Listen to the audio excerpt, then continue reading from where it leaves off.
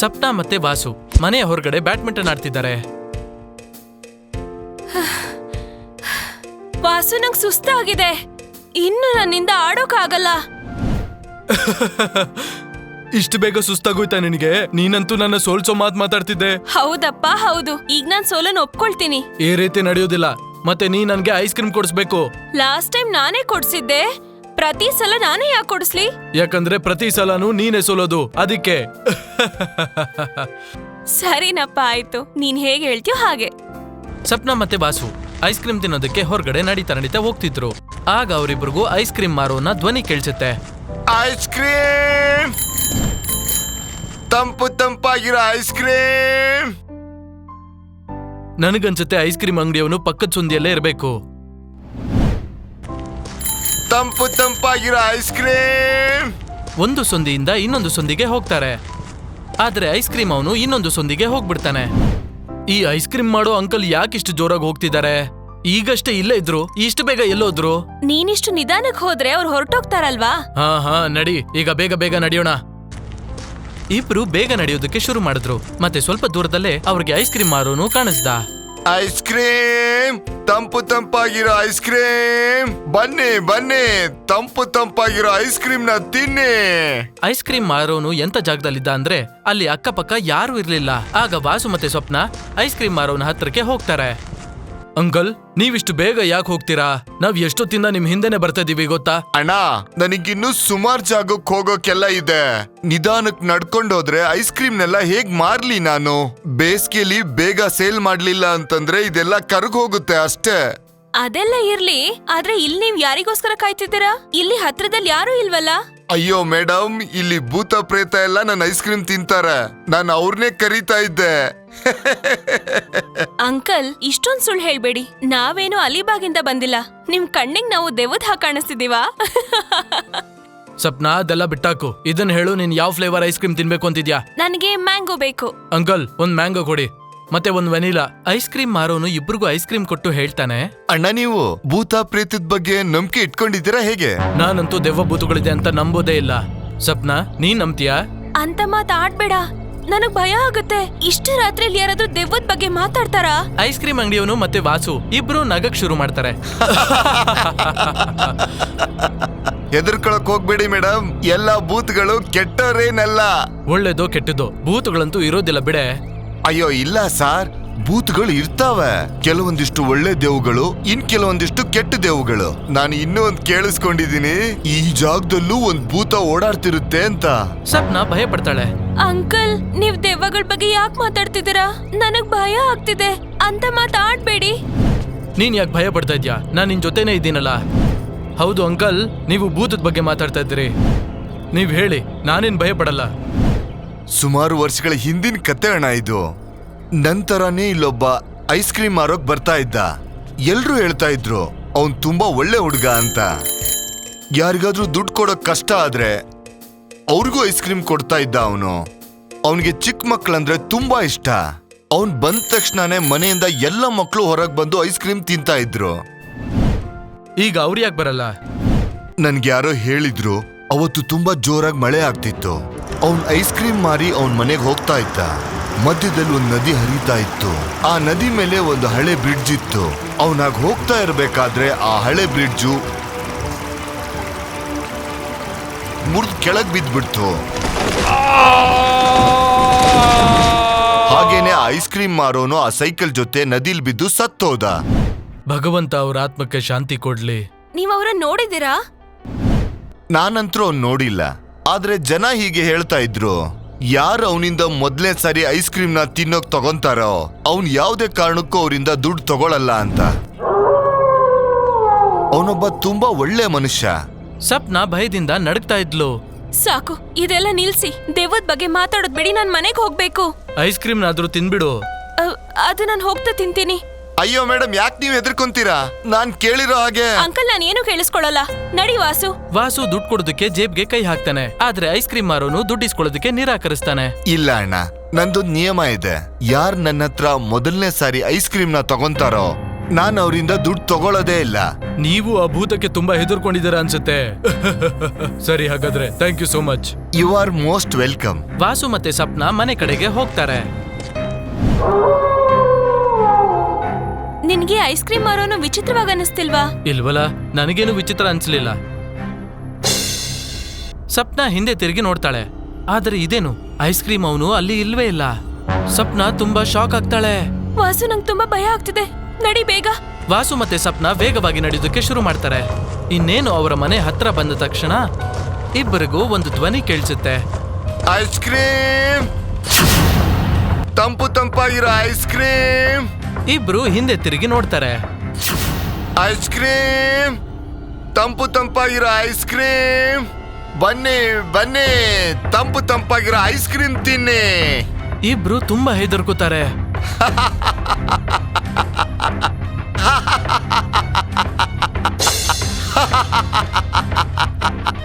ಹೇಳಿದ್ನಲ್ಲ ಮೇಡಮ್, ಎಲ್ಲ ದೆವ್ವಗಳು ಕೆಟ್ಟೋರಲ್ಲ ಅಂತ.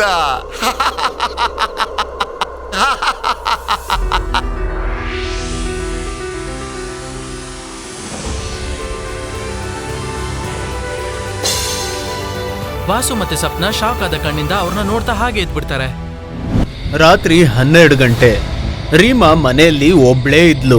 ಇದ್ದಕ್ಕಿದ್ದಂಗೆ ಮನೆಯ ಕಿಟಕಿ ಮತ್ತೆ ಬಾಗ್ಲು ಸದ್ ಮಾಡೋದಕ್ಕೆ ಶುರು ಮಾಡುತ್ತೆ. ಫ್ಯಾನು ಲೈಟು ಅಲ್ಗಾಡೋದಕ್ಕೆ ಶುರು ಮಾಡುತ್ತೆ. ರೀಮಾ ತುಂಬಾ ಹೆದರ್ಕೋತಾಳೆ. ಅದೇ ಸಮಯಕ್ಕೆ ಯಾರೋ ಬಾಗ್ಲು ತಟ್ಟದಂಗೆ ಸದ್ದು ಬರುತ್ತೆ. ಯಾರದು? ಬಾಗ್ಲ ಹತ್ರ ಯಾರದು? ನಾನು ರೀಮಾ, ಬಾಗ್ಲು ತೆಗಿ. ರೀಮಾ ಬಾಗ್ಲು ತೆಗಿತಾಳೆ. ಮುಂದೆ ತನ್ನ ಅಣ್ಣಂದು ತಲೆ ಕತ್ತರಿಸಿ ನೇತಾಡ್ತಾ ಇರುತ್ತೆ. ಅದನ್ನ ನೋಡಿ ರೀಮಾ ತುಂಬಾ ಹೆದರ್ಕೋತಾಳೆ. ಅವ್ರ ಅಣ್ಣ ಒಂದು ಮದುವೆಗೆ ಹೋಗಿರ್ತಾನೆ. ಹಾಗಾಗಿ ಅವಳು ಫೋನ್ ಮಾಡಿ ವಿಚಾರಿಸ್ತಾಳೆ. ಅಣ್ಣ, ಎಲ್ಲಿದ್ಯಾ? ನಾವು ರಸ್ತೆಯಲ್ಲಿದೀವಿ, ನಡ್ಕೊಂಡ್ ಬರ್ತಾ ಇದೀವಿ. ಯಾಕಂದ್ರೆ ನಮ್ ಗಾಡಿ ಕೆಟ್ಟೋಯ್ತು, ಹಾಗಾಗಿ ಕಾಡಿನ ದಾರಿಯಲ್ಲಿ ಬರ್ತಾ ಇದೀವಿ. ಸರಿ ಅಣ್ಣ, ನೀನ್ ಹುಷಾರಾಗ್ ಬಾ.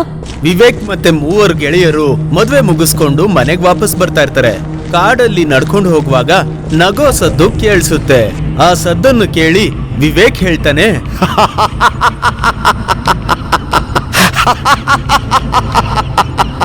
ಅರೆ ಮಗ, ಇಲ್ಲಿ ಕೂಡ ಪಾರ್ಟಿ ನಡೀತಿದೆ ಅನ್ಸುತ್ತೆ, ಬಾ ನಾವು ಹೋಗೋಣ ಎಂಜಾಯ್ ಮಾಡೋದಕ್ಕೆ. ಬಾ ಗೆಳೆಯ, ಹೋಗೋಣ. ಯಾಕೆ ನಾವು ಲೇಟ್ ಮಾಡೋದ್ ಗೆಳೆಯ?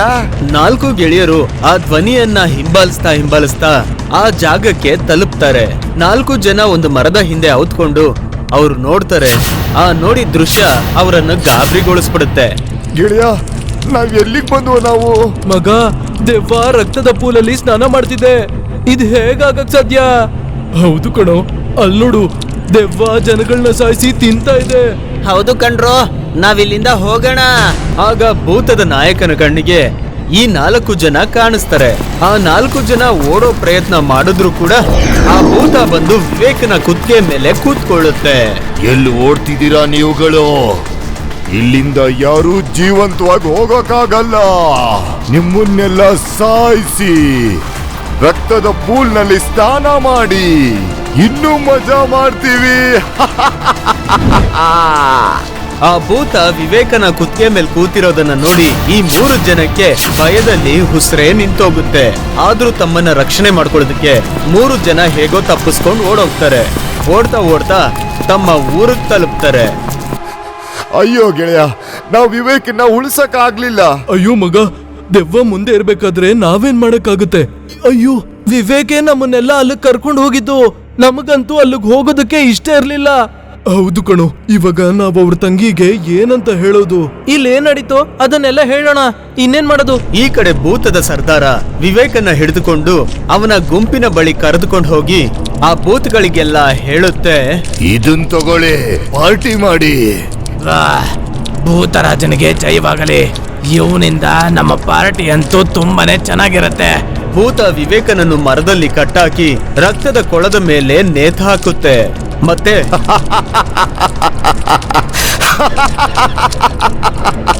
ನಿನ್ನ ಸಾಯಿಸಿ ನಮ್ಮ ಸ್ವಿಮ್ಮಿಂಗ್ ಪೂಲ್ ಅಲ್ಲಿ ಇನ್ನೂ ರಕ್ತ ಜಾಸ್ತಿ ಆಗುತ್ತೆ. ಮನುಷ್ಯರ ರಕ್ತ ಎಷ್ಟು ಸ್ವಾದಿಷ್ಟವಾಗಿರುತ್ತೆ. ಅವರ ರಕ್ತದಲ್ಲಿ ನಾವು ಸ್ನಾನ ಮಾಡಿದ್ರೆ ನಾವಿನ್ನೂ ಶಕ್ತಿಶಾಲಿ ಆಗ್ಬೋದು ಅಲ್ವಾ? ಇಲ್ಲಿ ರೀಮಾ ತುಂಬಾನೇ ಹೆದರ್ಕೊಂಡು ಅವರ ಅಣ್ಣನ್ಗೆ ಫೋನ್ ಮಾಡ್ತಾಳೆ. ಅಣ್ಣ ಫೋನ್ ಅನ್ನು ಎತ್ತೋದಿಲ್ಲ. ಹಾಗಾಗಿ ಅವರ ಫ್ರೆಂಡ್ಸ್ ಫೋನ್ ಮಾಡ್ತಾಳೆ. ಅವಳಿಗೆ ಎಲ್ಲಾ ವಿಷಯ ಗೊತ್ತಾಗುತ್ತೆ. ಅದನ್ನ ಕೇಳಿಸ್ಕೊಂಡು, ಅಂದ್ರೆ ನೀವೆಲ್ಲ ಸೇರ್ಕೊಂಡು ನಮ್ಮ ಅಣ್ಣನ ಸಾವಿಗೆನೆ ಬಿಟ್ಬಿಟ್ ಬಂದ್ರ? ತಂಗಿ, ನಾವೆಲ್ಲ ತುಂಬಾ ಪ್ರಯತ್ನ ಪಟ್ವಿ, ಆದ್ರೆ ಭೂತದ ಭಯದಿಂದ ನಾವೇನು ಮಾಡಕ್ಕಾಗ್ಲಿಲ್ಲ. ನಮ್ಮನ್ನ ಕ್ಷಮಿಸ್ಬಿಡು ತಂಗಿ. ನಿಮ್ಮನ್ನೆಲ್ಲ ನಾನು ಅಣ್ಣ ಅಂತ ಕರೆಯೋದಕ್ಕೆ ನಾಚಿಕೆ ಪಟ್ಕೊಂತೀನಿ. ಇನ್ಮೇಲೆ ನಾನ್ ನಿಮ್ ತಂಗಿ ಅಲ್ಲ. ಪ್ಲೀಸ್ ಪ್ಲೀಸ್ ತಂಗಿ, ಈ ರೀತಿ ಹೇಳ್ಬೇಡ. ಮತ್ತಿನ್ನೇನ್ ಹೇಳಿ ನಾನು? ನಮ್ಮ ಅಣ್ಣ ನನ್ ಪ್ರಪಂಚ. ಆದ್ರೆ ನಿಮ್ಮಿಂದ ನಾನು ಅವನನ್ನ ಕಳ್ಕೊಳ್ಳೋ ಹಾಗಾಯ್ತು. ಹೀಗೇಳಿ ರೀಮಾ ಫೋನನ್ನ ಕಟ್ ಮಾಡ್ತಾಳೆ. ರೀಮಾ ಮಾತನ್ನ ಕೇಳಿಸ್ಕೊಂಡು 3 ಗೆಳೆಯರು ಮಾರನೇ ದಿನ ಕಾಡಿಗೆ ಹೋಗಿ ವಿವೇಕನ್ನ ಕಾಪಾಡೋ ಪ್ರಯತ್ನ ಮಾಡ್ತಾರೆ. ಲೋ ಮಗ, ನಾವೀಗ ದೆವ್ವನ ಹೇಗೆ ಎದುರಿಸೋದು? ನನಗೊಬ್ಬ ಮಾಂತ್ರಿಕ ಗೊತ್ತು. ದೆವ್ವದಿಂದ ತಪ್ಪಿಸ್ಕೊಳ್ಳೋಕೆ ತಾಯತ ಮಾಡ್ಕೊಡ್ತಾನೆ. ಆಯ್ತು ಗೆಳೆಯರೆ, ನಾಳೆ ಆ ತಾಂತ್ರಿಕ ಹತ್ರ ಹೋಗೋಣ. ಮಾರನೇ ದಿನ 3 ಗೆಳೆಯರು ಆ ಮಂತ್ರವಾದಿ ಹತ್ರ ಹೋಗಿ ತಾಯ್ತೆಯನ್ನ ತಗೊಂಡು ಕಾಡಿನ ಕಡೆ ನಡ್ಕೊಂಡು ಹೋಗ್ತಾರೆ. ಹೋಗೋ ದಾರಿಯಲ್ಲಿ ಜೋರಾದ ಮಳೆ ಬರುತ್ತೆ. ಅದನ್ನ ತಪ್ಪಿಸ್ಕೊಳ್ಳೋದಕ್ಕೆ ಓಡ್ದಾಗ ಅವನ ಜೇಬಿಂದ ತಾಯ್ತೆ ಬಿದ್ದೋಗುತ್ತೆ. ಆದ್ರೆ ಅವನ್ಗೆ ಗೊತ್ತಾಗೋದಿಲ್ಲ. ಲೋ, ನಾವೀಗ ಆ ಸ್ವಿಮ್ಮಿಂಗ್ ಪೂಲ್ ಹತ್ರಕ್ಕೆ ಬಂದ್ಬಿಟ್ಟಿದೀವಿ ಅನ್ಸುತ್ತೆ. ಹೌದು, ಇನ್ನು ಸ್ವಲ್ಪ ದೂರದಲ್ಲಿ ಆ ರಕ್ತದ ಪೂಲ್ ಇದೆ ಅನ್ಸುತ್ತೆ. 3 ಗೆಳೆಯರು ಕಾಡನ್ನು ತಲುಪೋದಕ್ಕೆ ಸಂಜೆ ಆಗ್ಬಿಡುತ್ತೆ. ಅವರು ಹೇಗೆ ಮುಂದೆ ಮುಂದೆ ಹೋಗ್ತಾ ಇದ್ದಾರೋ ಹಾಗೇನೆ ಕತ್ಲು ಕೂಡ ಜಾಸ್ತಿ ಆಗ್ತಾನೆ ಹೋಗ್ತಿದೆ. 3 ಜನ ಮುಂದೆ ಹೋಗ್ತಾರೆ. ಆಗ ಇದ್ದಕ್ಕಿದ್ದ ಹಾಗೆ ಭೂತದ ನಾಯಕ ಮುಂದೆ ಬರ್ತಾನೆ. ಅದನ್ನು ನೋಡಿ ಅವರ ಉಸಿರೇ ನಿಂತೋಗುತ್ತೆ. ತರುಣ್, ಬೇಗ ಆ ತಾಯ್ತ ತೆಗಿಯೋ. ಹೌದು ಕಣೋ, ಇಲ್ಲಾಂದ್ರೆ ಇದು ನಮ್ಮನ್ನ ಸಾಯಿಸುತ್ತೆ. ತರುಣು ತನ್ನ ಜೇಬನ್ನ ಚೆಕ್ ಮಾಡ್ತಾನೆ. ಅವನ್ಗೆ ಆ ತಾಯ್ತೆ ಸಿಗೋದಿಲ್ಲ. ಮತ್ತೆ ಅವನು ಹೆದರ್ಕೊಂಡು ಅವನ ಬೇರೆ ಜೇಬನ್ನ ಚೆಕ್ ಮಾಡ್ತಾನೆ. ಆದ್ರೆ ಅವನ್ಗೆ ತಾಯ್ತೆ ಸಿಗೋದೇ ಇಲ್ಲ. ಅಯ್ಯೋ ದೇವ್ರೆ, ನನ್ಗ ತಾಯ್ತ ಸಿಗ್ತಾ ಇಲ್ಲ.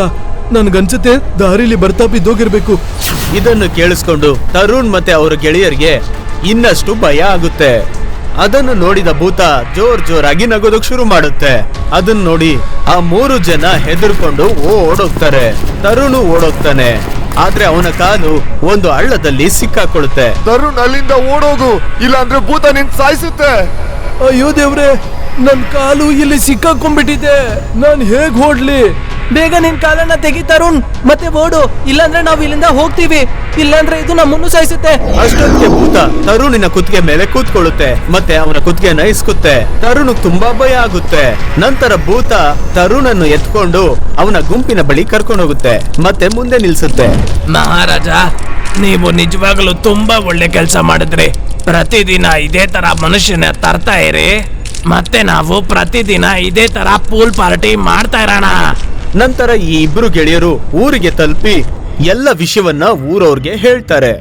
ಮತ್ತೆ ಈ ವಿಷಯ ಪೂರ್ತಿ ಊರಿಗೆ ಹರಡುತ್ತೆ.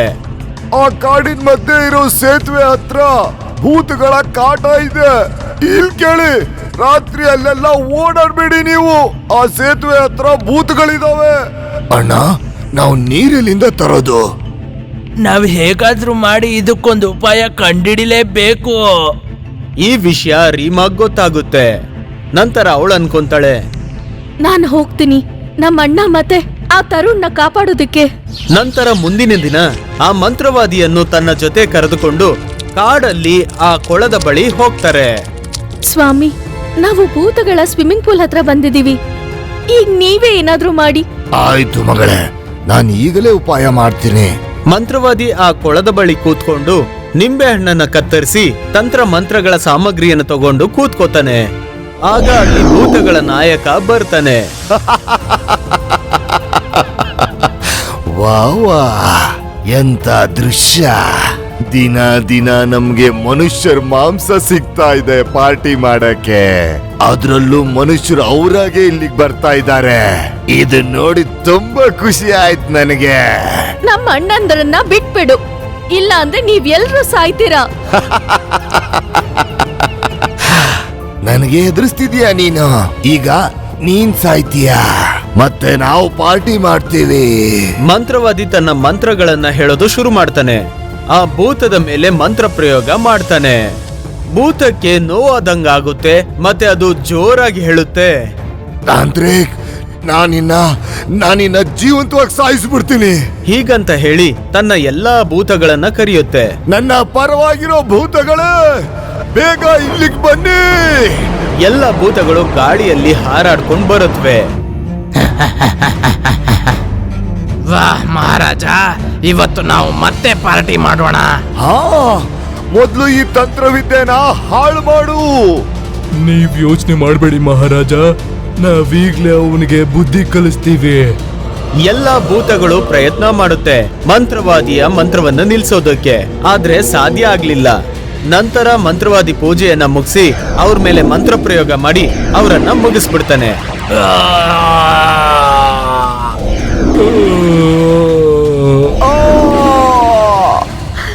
ಸ್ವಾಮಿ, ಸ್ವಾಮಿ, ನನ್ನ ಅಣ್ಣ ಮತ್ತೆ ತರುಣ್ ಎಲ್ಲಿದ್ದಾರೆ? ನೀವೇ ಅವರನ್ನು ಹುಡುಕೊಡಿ. ಮಗಳೇ, ಭೂತಗಳು ಅವರನ್ನ ಸಾಯಿಸಿದಾವೆ. ಅವರೆಲ್ಲ ವಾಪಸ್ ಬರೋದಕ್ಕಾಗಲ್ಲ.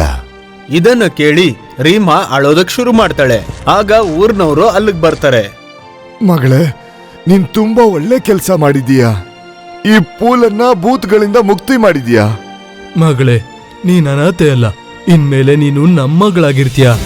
ಆ ನಂತರ ಊರಿನ ಜನ ರೀಮಾಗೆ ಮತ್ತೆ ಮಂತ್ರವಾದಿಗೆ ತುಂಬಾ ಧನ್ಯವಾದ ಹೇಳ್ತಾರೆ. ನಂತರ ರೀಮಾ ಆ ಊರಿನ ಮಗಳಾಗಿ ಬದುಕ್ತಾಳೆ. ರಾಂಪುರ ಊರಿನ ಸಂತೆಯಲ್ಲಿ ಕಾಲುನ ಪಕೋಡೆ ಅಂಗಡಿ ಇದೆ. ಅಲ್ಲಿಂದ ಸ್ವಲ್ಪ ದೂರದಲ್ಲೇ ಬಿರ್ಜುನ ಪಕೋಡೆ ಅಂಗಡಿ ಕೂಡ ಇದೆ. ಕಾಲುನ ಅಂಗಡಿಯಲ್ಲಿ ಪಕೋಡೆ ತಿನ್ನಕ್ಕೆ ತುಂಬಾ ಜನ ಬರ್ತಾರೆ. ಆದ್ರೆ ಬಿರ್ಜುನ ಅಂಗಡಿಯಲ್ಲಿ ಬರೀ 3 ರಿಂದ 4 ಜನ ಕಷ್ಟಪಟ್ಟು ಬರ್ತಾರೆ. ಇದು ಇಲ್ಲಿನ ದಿನಚರಿ. ಬಿರ್ಜು ಯಾವತ್ತು ಕಾಲುನ ಅಂಗಡಿಯಲ್ಲಿ ಜನ ನೋಡಿ ಯಾವಾಗ್ಲೂ ಚಿಂತೆಯಲ್ಲೇ ಇರ್ತಾನೆ. ಅಯ್ಯೋ ದೇವ್ರೆ, ಕಾಲುನ ಅಂಗಡಿಯಲ್ಲಿ ಇಷ್ಟೊಂದ್ ಜನ ಹೇಗಿರ್ತಾರೆ? ಅಂತದೇನ್ ವಿಶೇಷ ಇದೆ ಅವನ್ ಪಕೋಡೆಯಲ್ಲಿ? ನನ್ನ ಅಂಗಡಿಯಲ್ಲೂ ಜನ ತುಂಬಿಸು ದೇವ್ರೆ. ನನ್ನ ಅಂಗಡಿಯಲ್ಲಿ ಜನ ತುಂಬ್ಸಕ್ಕೆ ನಾನೇ ಏನಾದ್ರೂ ಮಾಡ್ಲೇಬೇಕು. ರಾತ್ರಿ ಬಿರ್ಜು ಮತ್ತೆ ನಂದ ಊಟ ಮಾಡ್ತಾ ಇರ್ತಾರೆ. ನಂದ ಬಿರ್ಜುನ ಚಿಂತೆಲಿ ನೋಡಿ ಹೇಳ್ತಾಳೆ, ಏನಾಯ್ತ್ರಿ? ಯಾಕ್ರಿ ಹೀಗಿದ್ದೀರಾ ನೀವು? ವ್ಯಾಪಾರ ಸರಿಯಾಗಿ ನಡೀತಾನೆ ಇಲ್ಲ. ಕಾಲುನ ಪಕೋಡೆ ಅಂಗಡಿಯಲ್ಲಿ ತುಂಬಾ ಜನ ತುಂಬಿಕೊಂಡೇ ಇರ್ತಾರೆ, ಆದ್ರೆ ನಮ್ಮ ಅಂಗಡಿಯಲ್ಲಿ 2-3 ಜನ ಮಾತ್ರ. ಇದರಿಂದ ತುಂಬಾ ಚಿಂತೆ ಆಗ್ತಿದೆ. ಇಷ್ಟಕ್ಕೋಸ್ಕರ ಇಷ್ಟೊಂದ್ ತಲೆ ಕೆಡಿಸ್ಕೊಂಡಿದ್ದೀರಾ? ಈ ವಿಷಯ ನಿನ್ಗೆ ಏನು ಅನಿಸ್ತಿಲ್ವಾ? ಹಾ, ನಾನಿರುವಾಗ ಈ ಕಾರಣ ಖಂಡಿತ ಸಣ್ಣದು. ಅದ್ ಹೇಗೆ? ನಾಳೆಯಿಂದ ನಾನು ನಿಮ್ ಜೊತೆ ಬರ್ತೀನಿ. ಅಲ್ಲಿ ಪಕೋಡನ ನಾನ್ ಮಾಡ್ತೀನಿ. ಅಂದ್ರೆ ನಾಳೆಯಿಂದ ನಮ್ ಗಾಡಿನಲ್ಲಿ ರಶ್ ಇರತ್ತೆ. ಮತ್ತೆ ಕಾಲು ಅಂಗಡಿನಲ್ಲಿ 1-2-3 ಜನ ಇರ್ತಾರೆ ಅಷ್ಟೇ. ಆದ್ರೆ ಇದು ಹೇಗ್ ಸಾಧ್ಯ? ನೀವ್ ಮರ್ತು ಹೋಗ್ಬಿಟ್ರಾ? ಹೆಂಗಸರು ಏನ್ ಬೇಕಾದ್ರೂ ಮಾಡ್ಬಲ್ರು. ನಾನು ಕೂಡ ಹೆಂಗ್ಸೆ. ನೋಡಿ ನನ್ನ ಜಾದೂನ ನಾಳೆ. ಮುಂದಿನ ದಿನ ನಂದ ಬಿರ್ಜು ಜೊತೆ ಪಕೋಡೆ ಅಂಗಡಿಗೆ ಹೋಗ್ತಾಳೆ. ಕಾಲುನ ಅಂಗಡಿಯಲ್ಲಿ ಪಕೋಡ ತಗೊಳಕ್ಕೆ ತುಂಬಾ ಜನ ಸೇರ್ತಾರೆ. ಅದ್ರಲ್ಲಿ ಒಬ್ಬ ನಂದನ ನೋಡ್ತಾನೆ. ಅರೆ ನೋಡ್ರಣ್ಣ, ಅಲ್ಲೊಂದು ಸುಂದರವಾದ ನಾರಿ ಪಕೋಡೆ ಮಾಡ್ತಿದ್ದಾಳೆ. ನಡಿರಿ ನಡಿರಿ, ಅಲ್ಲಿ ತಿನ್ನೋಣ ಬನ್ನಿ.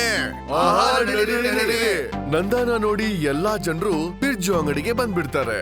ತನ್ನ ಗ್ರಾಹಕರನ್ನ ಬಿರ್ಜು ಅಂಗಡಿಯಲ್ಲಿ ನೋಡಿ ಕಾಲುಗೆ ಕೋಪ ಬರುತ್ತೆ. ತನ್ನ ಅಂಗಡಿಯಲ್ಲಿ ಜನರನ್ನ ನೋಡಿ ಬಿರ್ಜುಗೆ ತುಂಬಾ ಸಂತೋಷ ಆಗುತ್ತೆ. ಮೇಡಮ್ ಅವ್ರೆ, ನನ್ಗೆ 20 ರೂಪಾಯಿಗೆ ಪಕೋಡೆ ಕೊಡಿ. ನನ್ ಹತ್ರ 20 ರೂಪಾಯಿಗೆ ಚಿಲ್ರೆ ಇಲ್ಲ. ಹಾಗಾದ್ರೆ ನನ್ಗೆ 100 ರೂಪಾಯಿಗೆ ಪಕೋಡೆ ಕೊಟ್ಬಿಡಿ. ಸ್ವಲ್ಪ ಹೊತ್ತಲ್ಲೇ ಬಿರ್ಜುನ ಅಂಗಡಿಯಿಂದ ಎಲ್ಲಾ ಪಕೋಡೆ ಖಾಲಿ ಆಗೋಗುತ್ತೆ. ಇವತ್ತು ದುಡ್ಡು ಚೆನ್ನಾಗ್ ಬಂದಿರುತ್ತೆ. ಆದ್ರೆ ಈ ವಿಷಯ ಕಾಲುಗೆ ಜೀರ್ಣ ಆಗಲ್ಲ. ಮಾರನೇ ದಿನನೂ ನಂದನ್ ನೋಡಿ ಜನ ಬರ್ತಾರೆ. ನೋಡ್ತಾನೆ ಅಂಗಡಿಯಲ್ಲಿ ಜನ ತುಂಬ ಹೋಗ್ತಾರೆ. ಮೇಡಮ್ ಅವರೇ, ಮೊದಲನೇ ಸಲ ಬಂದಿದ್ದೀರಾ ಅನ್ಸುತ್ತೆ. ಇದಕ್ಕ ಮುಂಚೆ ಯಾವತ್ತು ನೋಡಿಲ್ಲ ನಿಮ್ಮನ್ನ. ಹಾ ಹೇಳಿ, ನಿಮ್ಗೆ ಎಷ್ಟು ರೂಪಾಯಿಗೆ ಪಕೋಡ ಕೊಡ್ಲಿ? ಅರೆ, ನಿಮ್ಗೆ ಎಷ್ಟು ಇಷ್ಟ ಇದೆಯೋ ಅಷ್ಟು ಕೊಟ್ಬಿಡಿ.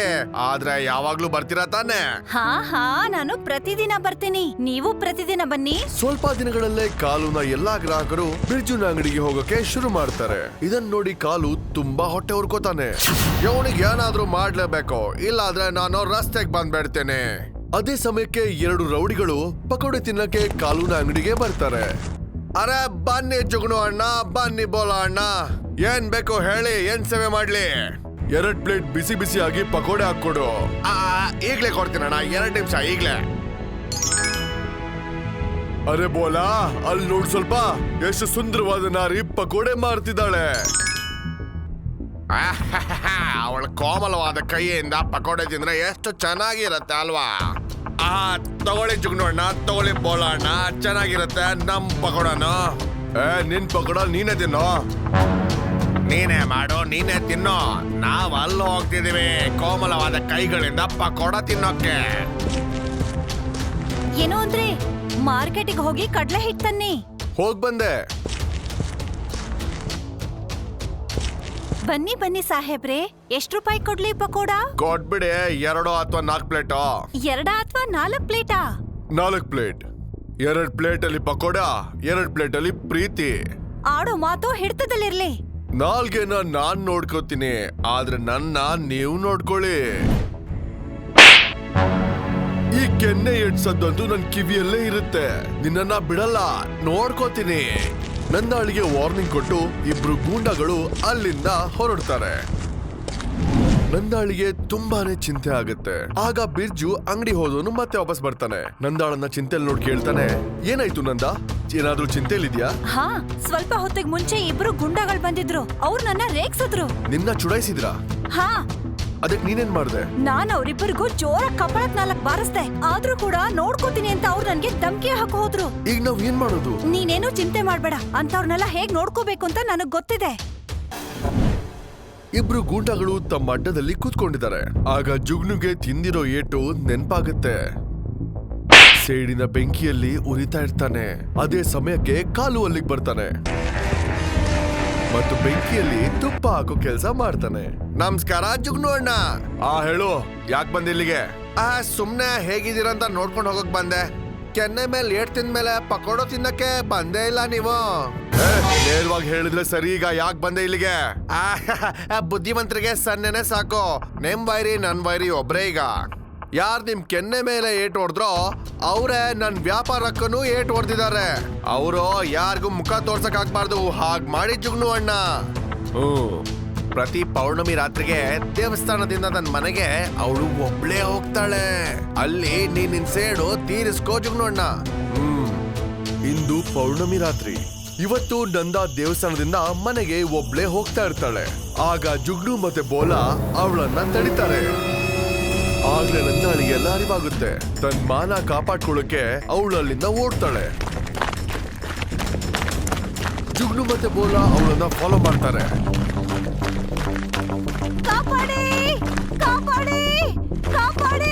ನಂದ ಓಡ್ತಾನೆ ಇರ್ತಾಳೆ. ಜುಗ್ನು ಮತ್ತೆ ಬೋಲಾ ಅವಳನ್ನ ಫಾಲೋ ಮಾಡ್ತಾರೆ. ಓಡ್ತಾ ಓಡ್ತಾ ನಂದಾಳಿಗೆ ತುಂಬಾ ಸುಸ್ತಾಗುತ್ತೆ. ಅಷ್ಟರಲ್ಲಿ ಈ ಇಬ್ರು ಅವಳ ಹತ್ರ ಬಂದ್ಬಿಡ್ತಾರೆ. ಅದೇ ಸಮಯಕ್ಕೆ ನಂದಾಳಿಗೆ ಮುಂದೆ ಇರೋ ಬಾವಿ ಕಾಣಿಸುತ್ತೆ. ಏನನ್ನು ಯೋಚನೆ ಮಾಡದೆ ನಂದ ಬಾವಿಯಲ್ಲಿ ಹಾರ್ಬಿಡ್ತಾಳೆ.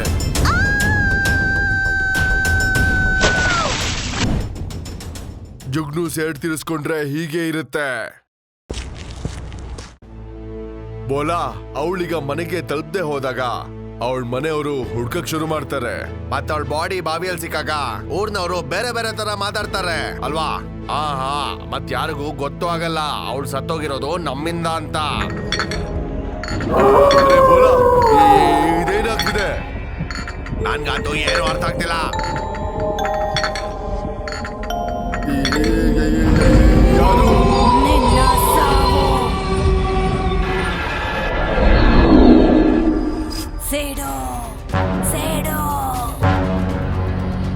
ನಿಮ್ಮಿಬ್ರಿಂದಾಗಿ ನಾನು ಬಾವಿಗೆ ಹಾರಿ ನನ್ನ ಪ್ರಾಣ ಬಿಟ್ಬಿಟ್ಟೆ. ಈಗ ನಾನ್ ನಿಮ್ಮನ್ನ ಸುಮ್ನೆ ಬಿಡಲ್ಲ. ನಮ್ಮನ್ನ ಕ್ಷಮಿಸ್ಬಿಡು ಅಕ್ಕ, ನಮ್ಮಿಂದ ತಪ್ಪಾಯ್ತು. ಆದ್ರೆ ಆ ಕಾಲು ಪಕೋಡೆ ಅವನು ನಮ್ಗೆ ಇನ್ಫಾರ್ಮೇಶನ್ ಕೊಟ್ಟಿದ್ದ, ಅದರಿಂದ ನಾವು ಫಾಲೋ ಮಾಡಿದ್ವಿ. ಮೊದ್ಲು ನಿಮ್ಮನ್ನ ವಿಚಾರಿಸ್ಕೋತೀನಿ, ಆಮೇಲೆ ಅವನನ್ನು ಸಾಯಿಸ್ತೀನಿ.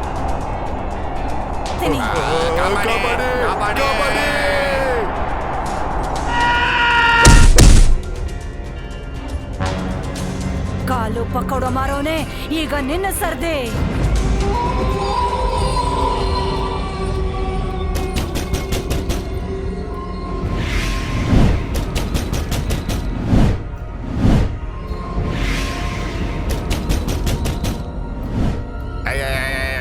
ಯಾರೋ ನಿನ್ನ ಸಾವು. ಗುರ್ತು ಸಿಕ್ತಾ? ನಾನೇ ನಂದ, ಬಿರ್ಜು ಪಕೋಡ ಹಾಕೋನ್ ಹೆಂಡ್ತಿ. ನಿನ್ನಿಂದಾಗಿ ನಾನು ಸತ್ ಹೋದೆ. ನನ್ನಿಂದ ನಿನ್ ಸಾವಾಯ್ತಾ? ನನಗೆ ಅರ್ಥ ಆಗ್ತಿಲ್ಲ. ಸಾಯಕ್ಕೂ ಮುಂಚೆ ಜಿಗ್ನು ಮತ್ತೆ ಬೋಲಾ ನನ್ಗೆಲ್ಲ ಹೇಳಿದ್ರು. ಅದ್ರ ಅರ್ಥ ಅವರಿಬ್ರು? ಅವ್ರಿಬ್ರು ಸತ್ ಹೋದ್ರು. ಇವಾಗ ತಾನೇ ನಾನು ಅವ್ರನ್ನ ಸಾಯಿಸಿ ಬರ್ತಾ ಇದ್ದೀನಿ. ಈಗ ನಿನ್ನ ಸರ್ದೆ. ನನ್ನನ್ನ ಕೊಲ್ಬೇಡ, ನನ್ನ ಕ್ಷಮಿಸ್ಬಿಡು. ನನ್ನಿಂದ ತಪ್ಪಾಯ್ತು. ಕಾಪಾಡಿ ಕಾಪಾಡಿ ಕಾಪಾಡಿ ಕಾಪಾಡಿ.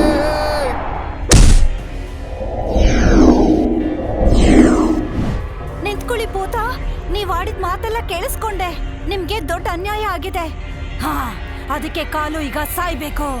ಭೂತ ಆಂಟಿ, ನೀವ್ ನಮ್ಮಪ್ಪನ್ ಬೇಕಾದ್ರೆ ಸಾಯಿಸಿ, ಆದ್ರೆ ನೀವ್ ಇಷ್ಟಪಡ್ತೀರಾ ನಮ್ಗೂ ಅನ್ಯಾಯ ಆಗ್ಲಿ ಅಂತ? ನಿನಗ್ ಅನ್ಯಾಯ ಹೇಗಾಗತ್ತೆ? ನೀವ್ ನನ್ ತಂದೆನ ಸಾಯಿಸ್ಬಿಟ್ರೆ ನಾವ್ ಏನೋ ತಪ್ಪು ಮಾಡ್ದೇನೆ ಅನಾಥರಾಗ್ ಹೋಗ್ತೀವಿ ಅಲ್ವಾ? ಪ್ಲೀಸ್ ನಮ್ಮನ್ನ ಅನಾಥರನ್ನಾಗ್ ಮಾಡ್ಬೇಡಿ, ನಮ್ ತಂದೆನ ಬಿಟ್ಬಿಡಿ. ಪುಟ್ಟ, ನಿನ್ನ ಅನಾಥನಾಗ್ ಮಾಡೋಕೆ ನಂಗಿಷ್ಟ ಇಲ್ಲ, ಅದಕ್ಕೆ ಈ ಪಾಪಿನ ಬಿಟ್ಬಿಡ್ತಾ ಇದೀನಿ. ಆದ್ರೆ ಒಂದು ಷರತ್ತಿದೆ. ನೀವ್ ಹೇಳಿದ್ದೆಲ್ಲ ಕೇಳ್ತೀನಿ ಅಕ್ಕ. ಸರಿ, ಹಾಗಾದ್ರೆ ನಾಳೆ ಬೆಳಿಗ್ಗೆನೆ ನನ್ ಗಂಡನ ಕರ್ಕೊಂಡು ಆ ಬಾವಿ ಹತ್ರ ಬಾ. ಬಾವಿಯಿಂದ ನನ್ ಶವನ ತೆಗ್ದು ಅದಕ್ಕೆ ಬೆಂಕಿ ಇಡು. ಬೆಂಕಿ ಇಡ್ತಿದ್ ಹಾಗೆ ನನ್ಗೆ ಮುಕ್ತಿ ಸಿಗತ್ತೆ. ಅವಳ ಚಿತೆಗೆ ಬೆಂಕಿ ತಾಕ್ತಾನೆ, ನಂದಳ ಆತ್ಮಕ್ಕೆ ಮೋಕ್ಷ ಸಿಗುತ್ತೆ. ಹೋಗ್ ಬರ್ತೀನಿ, ಹೋಗ್ ಬರ್ತೀನಿ.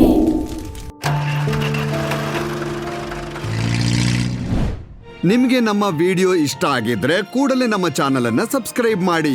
ಮತ್ತೆ ವಿಡಿಯೋನ ಲೈಕ್ ಮತ್ತೆ ಶೇರ್ ಮಾಡೋದನ್ನ ಮರಿಬೇಡಿ. ಧನ್ಯವಾದ.